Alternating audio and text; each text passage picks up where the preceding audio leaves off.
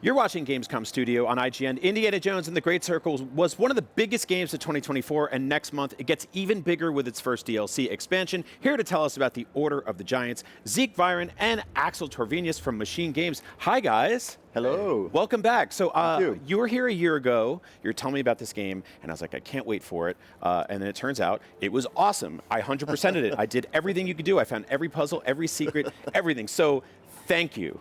Yeah, thank you. Yeah, thank you for making one of my favorite games of last year. Cool. What's new with the DLC? Well, there are a lot of new things with the DLC. It's worth mentioning that the DLC is its full standalone product, and you will access it through the Vatican sandbox. And it's filled to the brim with new mysteries, there are new enemies, new set pieces, fresh new cutscenes, a lot of content for you to explore. And if you're a 100% completionist, there's plenty in there for you. That's exactly what I wanted to hear, because I'm going to 100% that again. Nice. I'm going to get right into a stupid question. Is there any really dumb new thing that I can hit a bad guy in the head with? Wait, How many dumb things are there? Yeah, there's a lot of dumb things that you can hit a bad guy in the head with.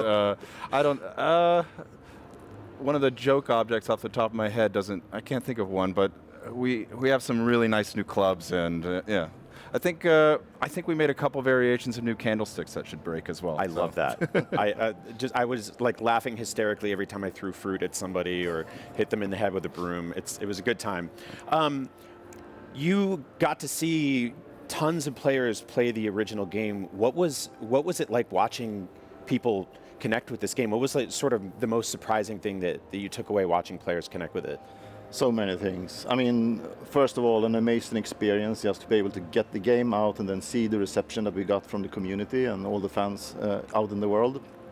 And I do think that one of the things that we love the most is that players got it. You know, the game that we wanted to do that sometimes allows the player and the pacing to slow down.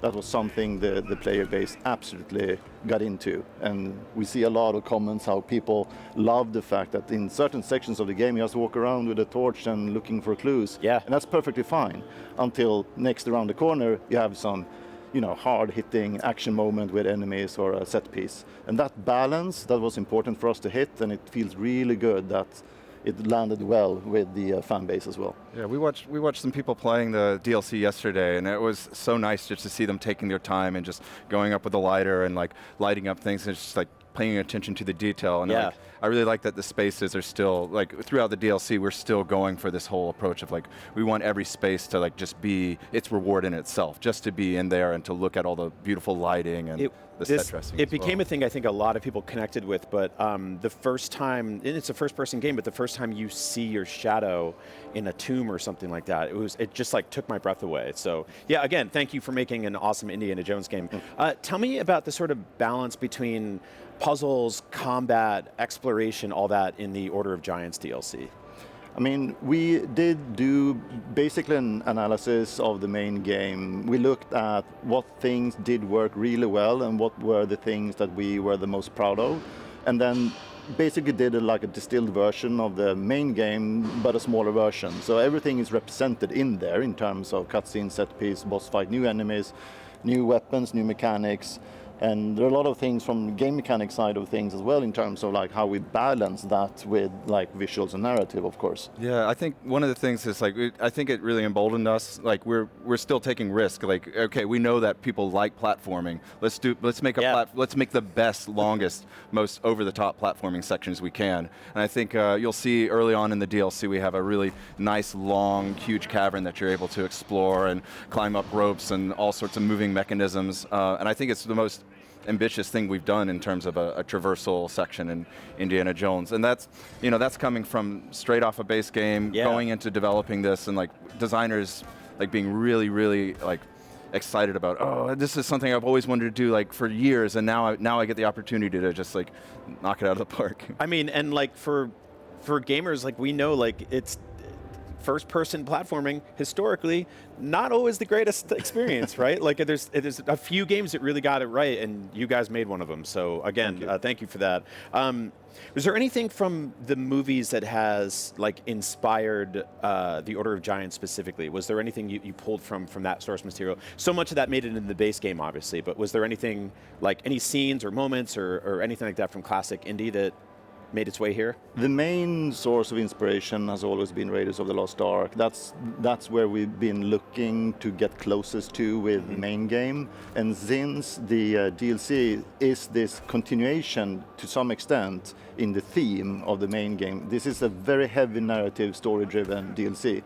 So it has the same set of sources for inspiration. This really feels like an extension of the main games. If you loved The Great Circle, you'll love the DLC. Awesome. Why did you decide to set the DLC like within the events of the main game rather than continuing after the credits?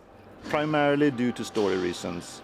I don't want to give away too much spoilers, but there are story reasons in the Order of Giants that makes it makes sense. It makes perfect sense to have it within the Vatican.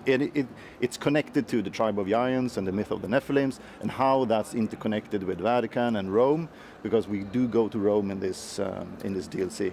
And that also ties in very nicely with the overarching story of the Great Circle.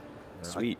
Yeah, I think you'll also see, like in the way that we present the notes and the different collectibles you see, that it will draw to foreshadow events in the future or harken back to other stuff in the Vatican. It's like it all goes into your journal, and at the end of the game, this will be another part of that long journey and that like overarching like lure that you want to uncover. No, I really love that tangible element of like flipping through a book and stuff like that. It reminded me of like being a kid and scribbling notes while playing like a RPG or something. So yeah, that was awesome. There's a post-credit thing in the base game that I found. Do you intend to pay that off at some point? Is that going to be worked into this? I mean, we can say as much as the DLC is a confined chapter of its own, so it's not affecting anything in main campaign to that large extent. We do have a couple of new ability books in the DLC, and obviously if you play the DLC and continue to play the main game, you'll still have those.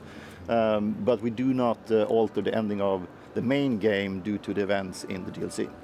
Got it. The DLC is its own adventure, even though it's tightly connected and has this seamless transition between main game.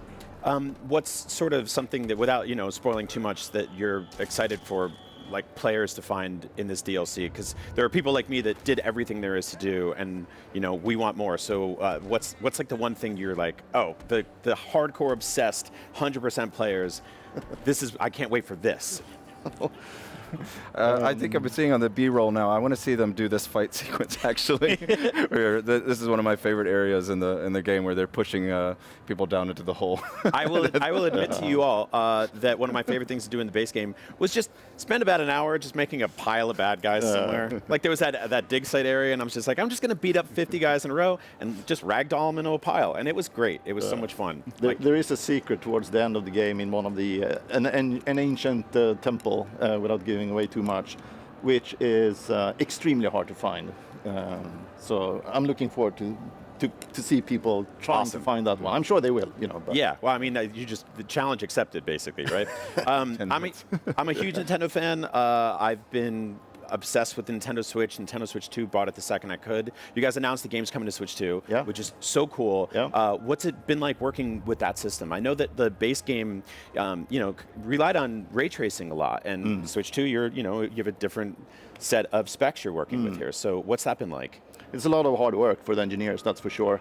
And I mean, we are extremely excited to be able to have the opportunity to get out on Switch 2. That will be amazing. But yeah, there is obviously it comes with its own sets of challenges to make sure this magnitude of a game fits into that platform. But it's exciting work, and it's going really well. Did you ever consider motion control whipping with the Joy-Cons? That I can't answer. It just popped in my head. I just imagined doing that on an airplane and people being like, please stop. Yeah.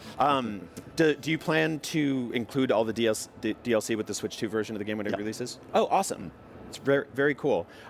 Anything else you'd like to say about Order of Giants? I know people are excited for this, so.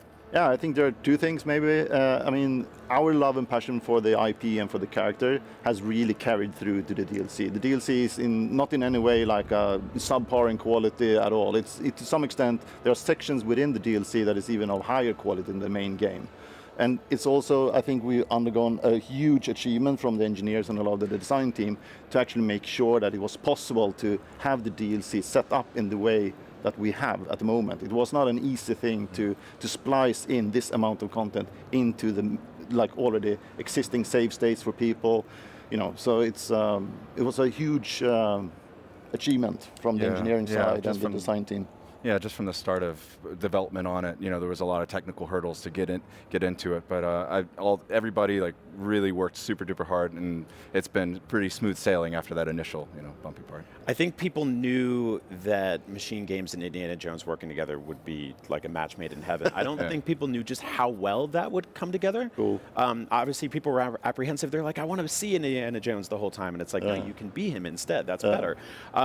What does the future of MachineGames and Indiana Jones look like? Is this something is this a world you guys want to play in for a long time? I mean, we love Indiana Jones, that's for sure. And I do think that one thing that has been very rewarding internally is to see when the team has been working for this project for so many years, that there was still love and passion in the core of our heart to still crank out a high quality DLC. When it comes to the future, right now we're very much focused on, making sure that on the 4th of September, everything goes smooth, and then obviously the work that we're doing towards Switch 2, making sure that will be high quality as well. So that's the current focus. Yeah. And we are excited, that's for sure. Yeah. I mean, throughout development, Indiana Jones has been such a, I won't say it's easy, but it provides such good guidance. It's like you're trying to get someone to do that punch to be in the face, and it's like, oh, that doesn't feel like Indy. They need to wobble backwards and fall over something, or they need to make a dumb face when you hit them. Or got a little slapstick to it. Yeah. Or we should put a fly swatter because that's the thing you want to pick up. In the last second, oh crap, now I have to fight with this. And I think that continues to be super fun to work with. Yeah. Well, thank you both for making my favorite Indiana Jones game. And yeah, selfishly, I hope you get to keep playing in this world for a long time. In the meantime, DLC is going to be awesome. I can't wait for it. So thank you guys. Yeah, thank you. You don't have to wait too long for the Order of Giants because it hits Xbox Series, PS5, and PC on September 4th, and it'll be on Switch 2 next year. But to hold you over until then, there's tons more Gamescom Studio on IGN coming up. So hey, don't go anywhere.